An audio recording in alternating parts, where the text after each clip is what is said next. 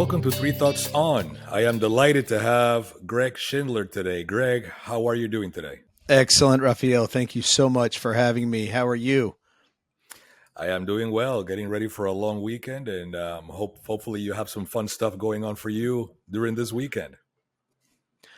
Yeah, I've been on the road a lot, and so we're going to just be home with the family and trying to keep it low key and try to spend a little quality family time. So, Thank you so much for making the time. I know you're a very busy man, and the topic today is so interesting. I think it's so relevant for so many people today. Um, it is. We're going to be talking about the process of aging, right? We're going to be talking about the that one thing that none of us wants to do, which is to age. And can you get us started on how do we define aging?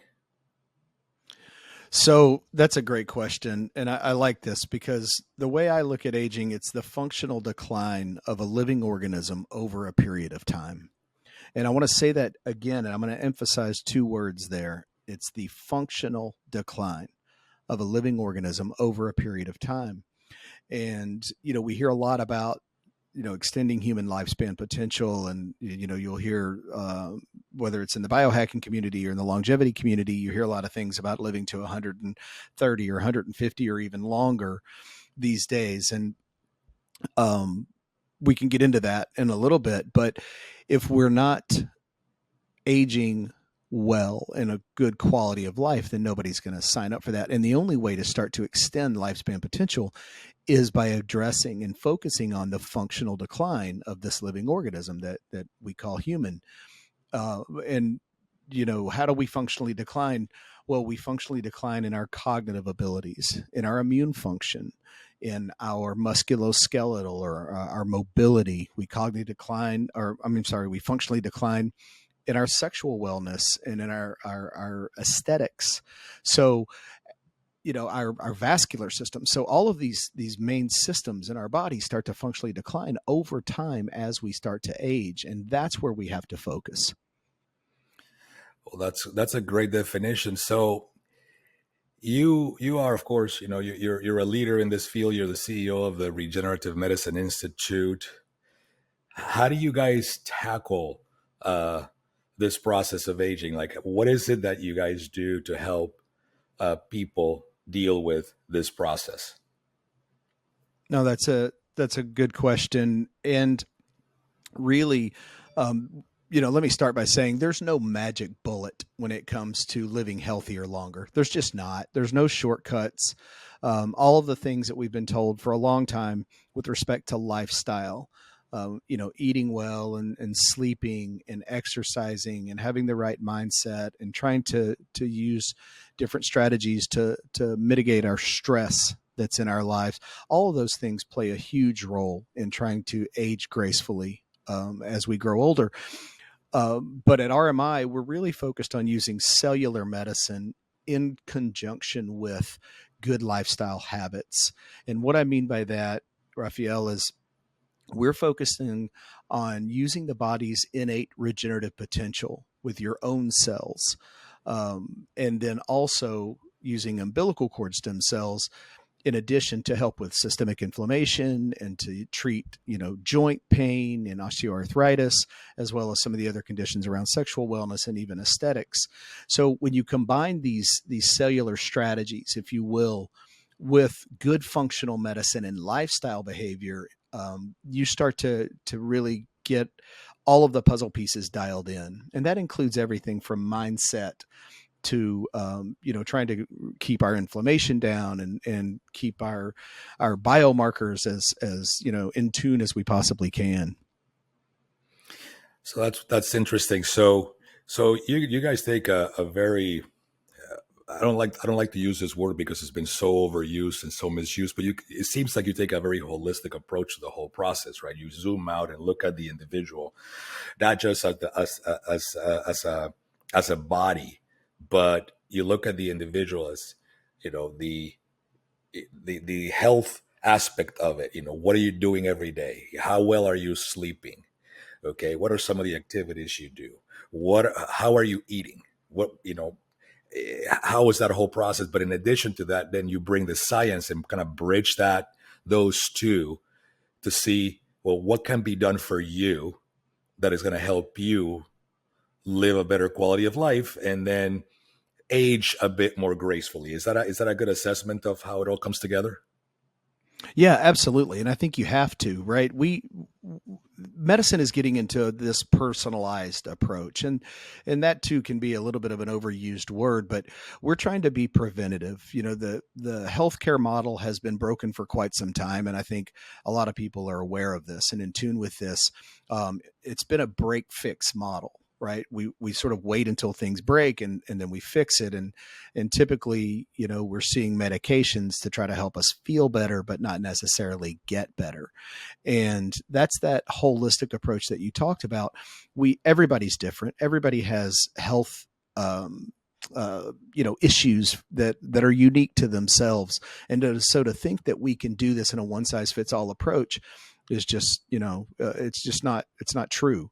So we are seeing the trend in healthcare going to more of a preventative model and a personalized treatment model. And that involves getting to the root cause of a lot of these issues, and that's where that holistic approach that you're talking about, that we just discussed with sleep and exercise and diet and stress and all of those things, you have to manage them. And when the testing and the diagnostics that have happened in the last literally 3 to 5 years have advanced to the point now where we can measure so many things. Wearables, for example, are huge, right? Aura rings, or these glucose monitors, or a Lumen device to measure, how you're metabolizing your food that you eat. All of these things give us on-demand access to how well we're accomplishing some of these lifestyle and behavior goals.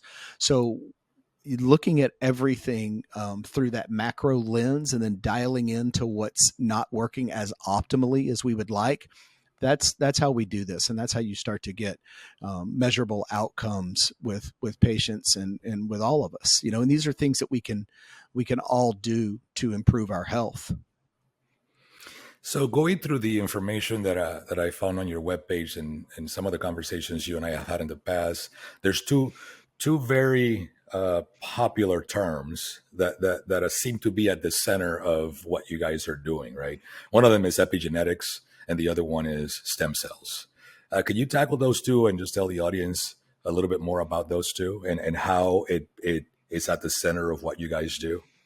Absolutely. Anytime that you start to mention words like epigenetics and stem cells, you can see people start to glaze over, but I'll do it in a lay terminology as well. Quick joke aside, my wife says, I would hate to be the person sitting next to you on an airplane that says, "So what do you do?" And I turn over and start talking about these kinds of things. But no, it is important. And epigenetics really is, the external influences on our bodies, on our systems, right? Things like lifestyle, things like your environment, things like UV damage from sunlight and the pollution in the air. All of these things we now know affect our epigenome, which rides above our genome, if you will. And epigenetics is really measuring how you're methylating DNA. And the epigenetic clocks that have been developed in the last several years have really come a long way. We're on our third generation epigenetic clock now. And when I say we, not RMI, just the industry. And they start to measure things like, a lot of people have probably heard about this biological age. You're chronologically, I'm 56, but biologically I'm 48. And what does that really mean? Well, statistically, it means that I'm up to 50%, 56% less likely to die prematurely or to succumb to age-related diseases. And this is important. And most recently, we've seen an epigenetic clock called the Dunedin Pace of Aging clock. And what I like about this particular measurement tool is that it's showing longitudinal data as to whether you're accelerated or decelerated in the aging process. And it's dynamic. It's what's happening at this particular point in your life. So you can impact changes in your Dunedin pace of aging much faster than you could, say, over a period of time in your biological age. And I like this a lot because it's a measurement tool that shows the impact of the lifestyle changes or of cellular medicine therapies or supplementation or anything that you're doing. It's going to show up in these tests with respect to our epigenetics. And the good news about epigenetics is that because it is lifestyle related and centric, you can change it. So if your biological age, so let's say my biological age was 58 and I'm chronologically 56, well, I can impact that. We can start to develop strategies to reverse my biological age and get it lower, ideally, than my chronological age, and then start to measure my pace of aging, whether accelerated or decelerated, to see how well I'm doing as I go along. And that's hence the longitudinal part of this. So epigenetics is playing a huge role right now, and it's one measurement tool that we have. We have biomarkers like oxidative stress and HSCRP and TNF alpha, DNA damage, free radical levels. There's a ton of different things, and looking at neurotransmitters and hormones. When you put all of these, tests, including physiological, what your BMI look like and your muscle mass, you start to tell a story about each of the people, the patients, if you will. And that's what you were alluding to earlier, is we start to see the granular level of the impact of some of these lifestyle behaviors and modifications that we can make to start to improve our epigenetics, our biological ages, if you will. So it's really important as a measurement tool. And when you put it in conjunction and next to other biomarkers, it really does start to tell a story that of each individual and unique person with respect to their health. And now stem cells, think of it like this. What makes a stem cell special is the only cell in the human body that can differentiate into other tissues, right? And I'm going to go on a quick aside here, and at the risk of getting a little too deep into the weeds here, but one of the big breakthroughs, there's been some pivotal moments, Raphael, in the last, literally since about 2007. So it's fairly recent, right? It's not that long ago. So that's why you're seeing such excitement in the longevity community and in this movement to try to live healthier longer, is because in 2007, a gentleman by the name of Professor Yamanaka out of Japan identified 4 genes now known as the Yamanaka factors. And what makes this so special is that he took an adult skin cell and he reversed its age all the way back to pluripotency, or almost embryonic like age, in this stem cell. It had never been done before. In fact, a lot of people never even considered that it could be done. And it was a pivotal moment in the industry. And in 2012, Professor Dr. Yamanaka received a Nobel Prize for it, as well he should. And just identifying these 4 genes, that accelerated a lot of the things that we're seeing with respect to epigenetic clocks. Came around in 2013. In 2016, you saw epigenetic reprogramming, where you could take a patient's older cells, say you could take an 80-year-old person's cells, epigenetically reprogram back to 30-year-old versions of themselves. And when you give them back to the patient, they will go back into their bone marrow and start making copies of their younger selves. Now, that sounds like science fiction, but it's not. It's science fact today. And then we saw, as recently as last year, the WHO finally acknowledged aging as a disease. And that's not a new debate. It's been around for a couple of 100 years. Whether you think it is or it isn't really the point, the way I see it. When we think of things in that context as a disease, and if you think of aging as a disease, then you start to develop strategies to mitigate it. As we age, our bodies call on these stem cells to do the repair work. And as we start to decline in both number and function, that's when we see the aging process start to accelerate. So they play a huge role. And this is the part where I said, sometimes I can lose some of the people I'm talking to, or the person next to me on the airplane. There are 3 main stem cell types. There are more that we focus on.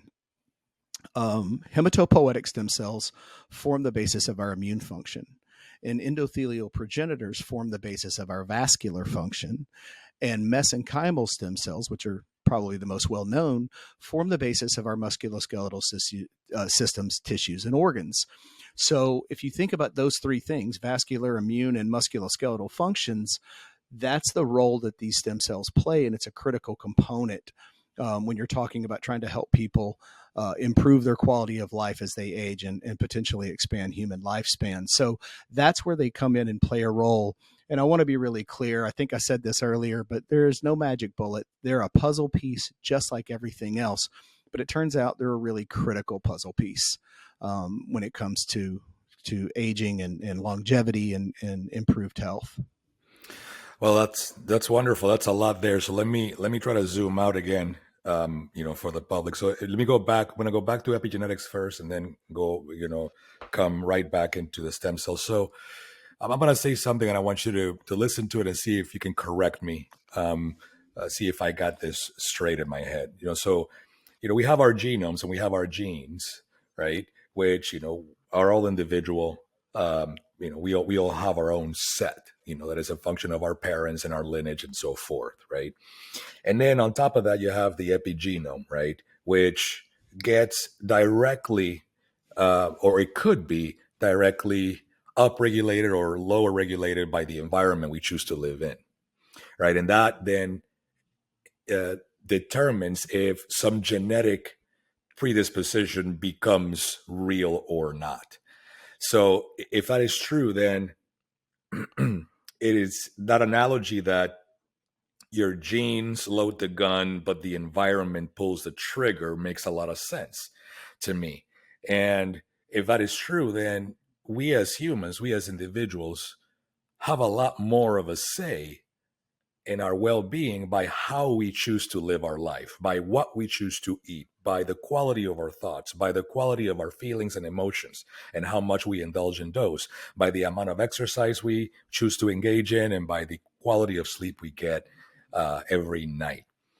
Is that, that like the summary of, the genome, epigenome, and the environment relationship? Perfect. Yeah, that's exactly well said. Excellent. Yeah, it's important to really, when you think about them, these are one way to think about them are chemical modifications and molecular factors that influence the activity and the expression of genes within a cell, but without altering the underlying DNA sequence. Right. And so these modifications determine whether genes are turned on or off. And as we start to age, literally by decades, certain genes turn on, other genes turn off as we start to go through the aging process. But yes, that's well summarized.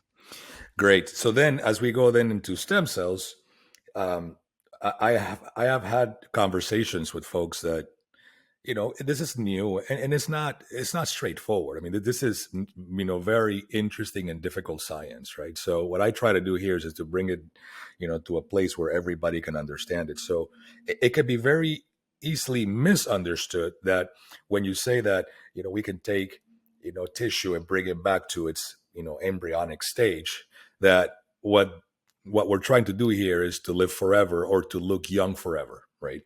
Or to go back to looking young, like Benjamin Button phenomena, right? But that's actually not the case at all. What we're trying to do here is it's just we know we're gonna age, but the goal here is to improve the quality of that aging.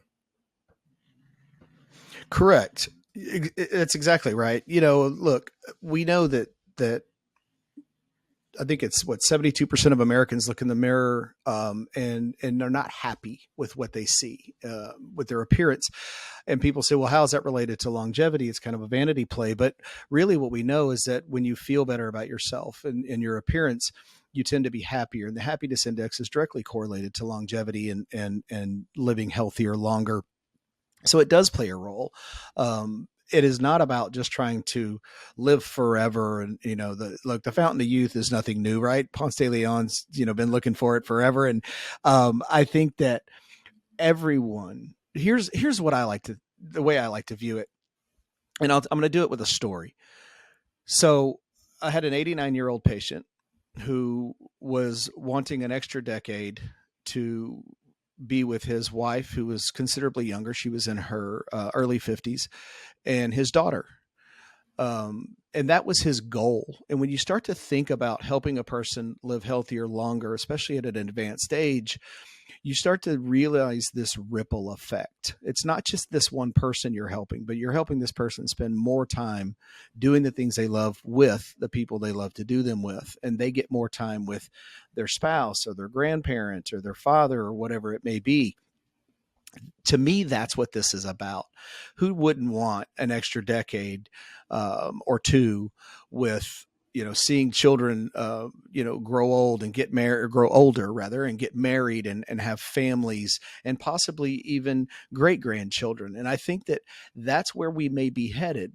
And I don't know when, I don't know what the timeline is on this, but I do believe that's where we're going to start, rather than that being an anomaly or an exception, we're going to start seeing that maybe a little bit more of the norm, where people are living a little longer and you start to have these multi-generational families. And how cool will that be? So for me, I like to think of it in those terms. Anytime you're helping someone get out of pain or bolster their immune system so that they don't succumb to illness if they're a little bit more advanced in age, you're giving these people a chance to live healthier longer, and that's going to impact so many other lives. So that's how I like to view it. Let me ask you a question. I'm sure you're familiar with the book, The Telomere Effect. Dr. Elizabeth Blackburn, Nobel Prize winner. In her book, she talks about the role of meditation and mindfulness in how our telomere growth, which in some ways, it's a part of this equation, this large equation about aging or slow aging or graceful aging. Based on your experience, what do you see the role of the mindset and the state of mind, or mental and emotional well-being of an individual as they're going through this process? So you're trying to use science, and the science is solid to help it. Say, for example, a client comes in, I want 10 more quality years in my life, right? And you can put a protocol, create a protocol for this individual. You got to do this, you got to do that, you got to take this, you got to take that, you got to come back every so often. But what is mindfulness and mindset? What is the role that plays in this whole equation, if anything at all? I think it's absolutely critical. I really do. I mean, I'm going to use an overused saying again, but Henry Ford said, "Whether you think you can or you can't, you're right." And I think it's really critical, and not just in the context of entrepreneurs and business or anything we're trying to do competitively, but in our health, it is absolutely critical that we wake up every day with the right mindset. And I'll give you another example quickly. I've been in this game a while now. And when we were treating orthopedic patients early on, for orthopedic conditions in knees and hips, I had a woman come in and I asked her, I said, "How long have you been in pain like this?" And she said, "About 9 years." And the thought jumped into my head and then it came out of my mouth. And I said, "Well, why now? Why are you doing something about it now?" And she said, "Well, I'm tired of waking up in pain like this every day." And I said, "No, you've been doing this for 9 years. What's different today?" And I finally understood the why when she said her answer. And she said, "I haven't seen my grandchildren in 2 years."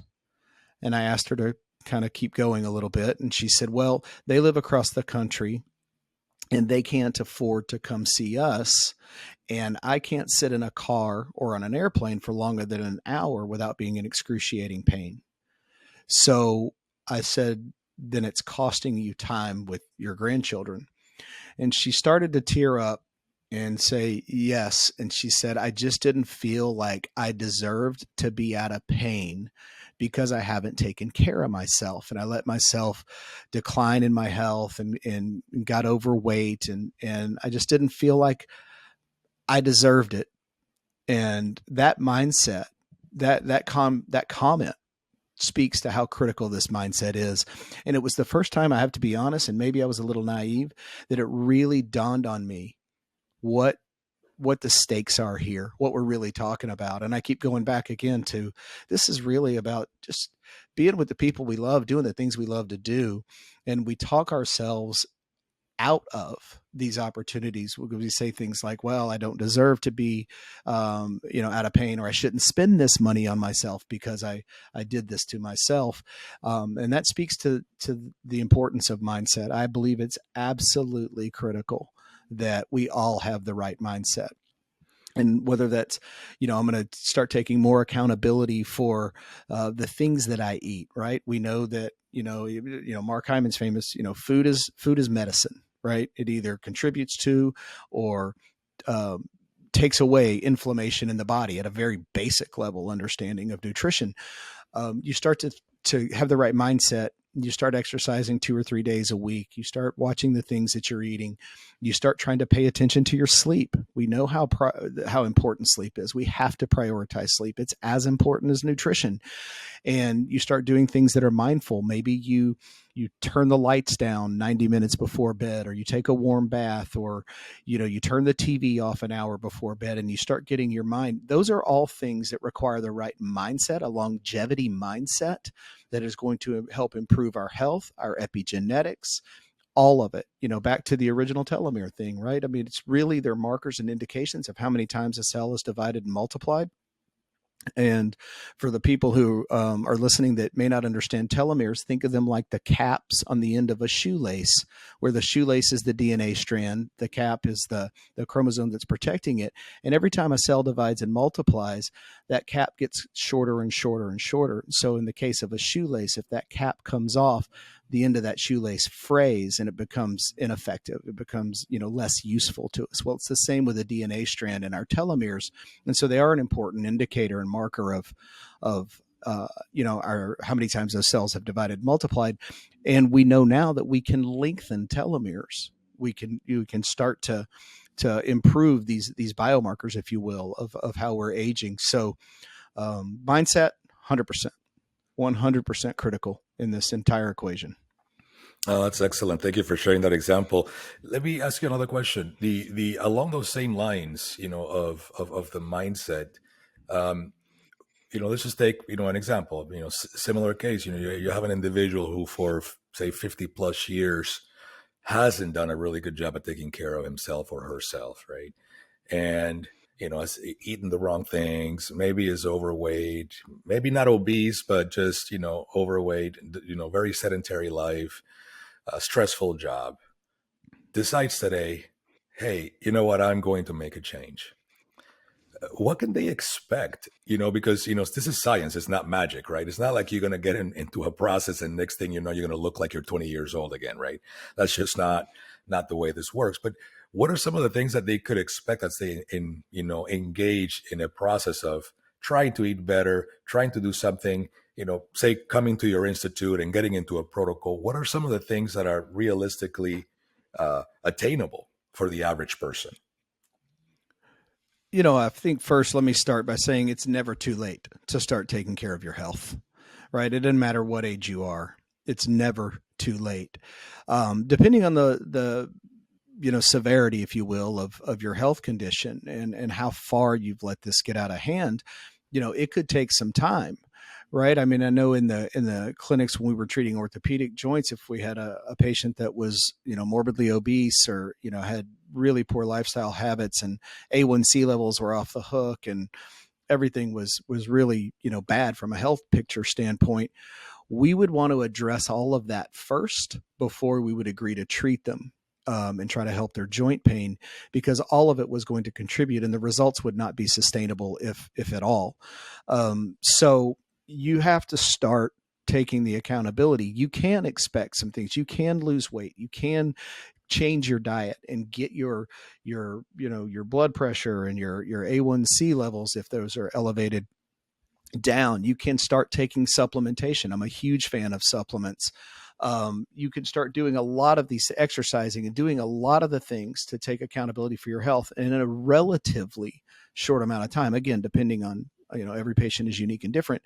You can start to see dramatic change in a relatively short amount of time. And then if you wanted to incorporate cellular medicine and cellular therapies into your lifestyle and in conjunction with your lifestyle habits and improvements and behaviors, then you can start to take really meaningful impact and change. But it all starts with knowing. So today you got to get out there and take these tests, right? Get diagnostic tools, whether you're measuring your inflammatory biomarkers or your epigenetics, whatever it may be. You need to get a good, accurate picture and then start to develop a strategy around it. Functional medicine is another thing that I'm a huge fan of. I believe that if you don't have a functional medicine doctor today, you should get one.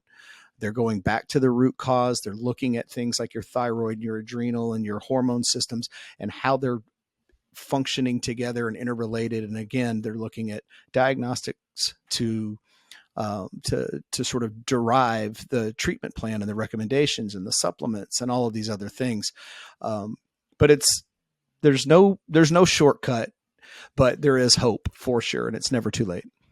That's fantastic. So a follow up, final question on that then is, we definitely live in exciting times. I mean, this is, science. I'm a fan of science. I'm a student of science, and science has made these types of things more accessible than they've ever been to more people around the world. However, they're still not fully accessible because there's a cost, there's a price to pay if you want to take advantage of these technologies that are available today. Some of the things that you offer. So, what do you tell an individual that is not right now ready to pay for these types of services? What can they do at home? What are some of the things that have been proven that will help you slow down the aging process, that will, up or down regulate, genomes, epigenomes, I should say, that are known to help with the longevity process? So, there's a lot of things that we can do at home. The numbers are 70 to 75% of our health is dictated through our lifestyle habits, and that we know that we can measure those with epigenetics. So the other 30% comes back to the cellular level. But the things that you can do at home: intermittent fasting, caloric restriction, prioritize sleep, obviously nutrition, breathing is a big component, right? Trying to take some time to do some breath work, some mindful meditation, whether it be guided. Those are some of the things that we can do. Let me think. Exercise, if I didn't mention that one's obviously important, and you don't have to. And exercise, this is not an area of specialty for me, just full disclosure, but it should be age appropriate. As we get a little older, we don't want to be trying to set personal records, in the gym on the bench press. We want to be doing strength and conditioning exercises and things to keep our heart rate elevated. But not wear and tear on our joints. Supplementation is another thing people can do. And once you have, you get blood work drawn up, you're working with a good functional medicine doctor. These are all things that are accessible. You can then start to take the right supplements. And I think that, again, I'm a huge fan. I'm a big believer. I saw it in my own blood work. Within 90 days, I pulled all of my markers that were pretty far out of control due to a lot of travel. And quite frankly, if I'm being completely honest, I wasn't sleeping well. I wasn't eating as well as I usually do. And I was checking a box on my exercises in the hotel gyms that I was in and out of, for literally months at a time. And so my body and paid the price and paid the toll. And when my functional medicine team took my blood panels and biomarkers, they said, look, you got to get this under control. And I believe that the supplements they put me on had a tremendous amount to do with it. So that's definitely something that I'm a big fan of. And, we start to see modern things now like cold plunges, right? I'm a fan of those. Nobody loves the idea of jumping into freezing water for 3 to 5 minutes, but the science and the data that supports the health benefits for us are undeniable. And so those are things that we can start to do. So there's a ton of things that we can begin to do at home to help live healthier longer. Well, Greg, I want to thank you so much for your time and making a window in your busy schedule. I am very excited about the possibilities here. Definitely want to come visit you guys in your center soon. I know I'll be seeing you at the 5K in a couple of weeks. I'm looking forward to that. Thank you so much. I hope you have a wonderful long weekend with your family. I look forward to seeing you in a couple of weeks with our good friend Charlie. And, the door is always open and the light is always on in Costa Rica whenever you're ready to come down. We can't wait to have you. So real quick, where can people find more information about what you do? They can go to rmi-international.com. Excellent. And from the website, they can schedule a consult or send an email or do anything they would like to do to learn a little bit more about it. Great. Thank you, Greg. Raphael, thank you so much for having me today.